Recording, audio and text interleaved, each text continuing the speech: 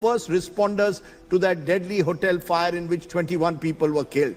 Residents, traders, laborers rushed in even before emergency teams could fully take control and helped save several lives. India Today now reports.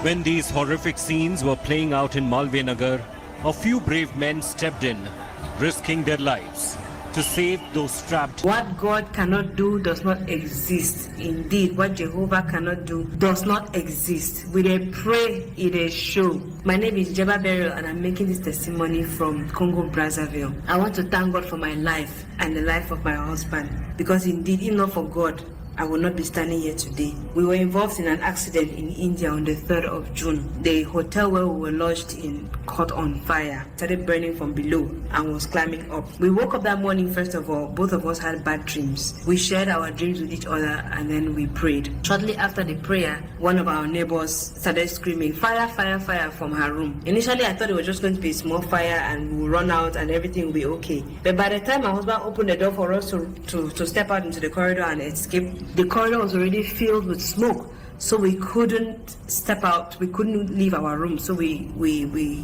entered back into the room and closed the door. Then my husband said, "Okay, let's pack our important things, passports and all important documents, put them in our backpacks, and then we rushed into the bathroom.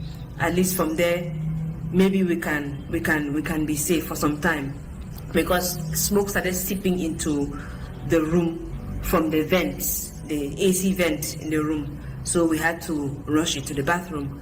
We moved to the bathroom and the window in the bathroom was sealed shut, so we had to break the window in the bathroom. At least from there, some oxygen was getting into the room, into the bathroom, and we were able to breathe. From that window, I was screaming and shouting for help. But unfortunately, nobody could help us. We were on the 3rd floor.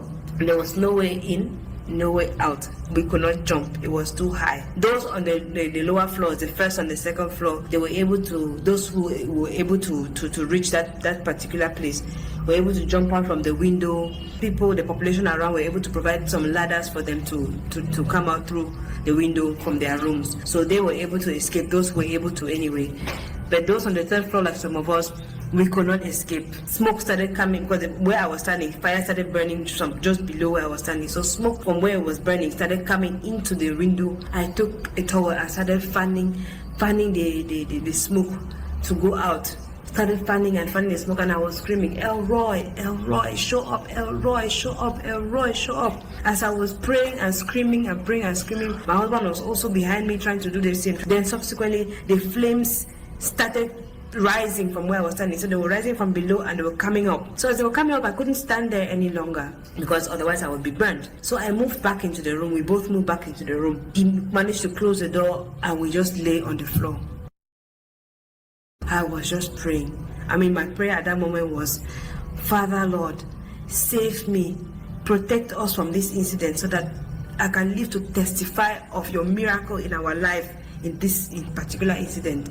Just like Shadrach, Meshach, and Abednego in the furnace of fire, come now and appear here like the 3rd person in this incident, because this is our own furnace of fire." That was my last prayer, and I closed my eyes.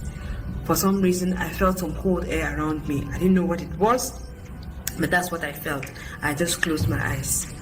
And then subsequently, I opened my eyes again. So when the firefighters came in, they were all very surprised to see us alive, because actually they came into the building and started removing corpses from the building. And when they opened our door, they didn't open the door like to come and save people. They were opening the door to come and continue their job of removing corpses. And then they subsequently discovered that we were there on the floor alive. So they came in and broke the windows in the room for us to have more air to breathe. They went to the next room where the lady who alerted us of the fire. Unfortunately, the lady and her husband had died. They carried the corpses out in front of me. I saw them. They were able to calm down, got our belongings, and then walked out of the hotel. And we were not unconscious. We actually were able to walk out. This is just the whole testimony about it. We walked out of the hotel. Then we subsequently heard that 23 people had died in that incident in the hotel. but God protected us. God saved us. I cannot explain how we survived, because everybody on our floor, on the 3rd floor, died except us. Every other person on the 4th floor died. So all those who were able to survive were those that managed to jump out of the window on the 1st and 2nd floor. If you were unable to jump out through the window, then chances are they died. So 23 people died, but God spared us. We were okay. We left the hospital 10 days after. Somebody celebrate her!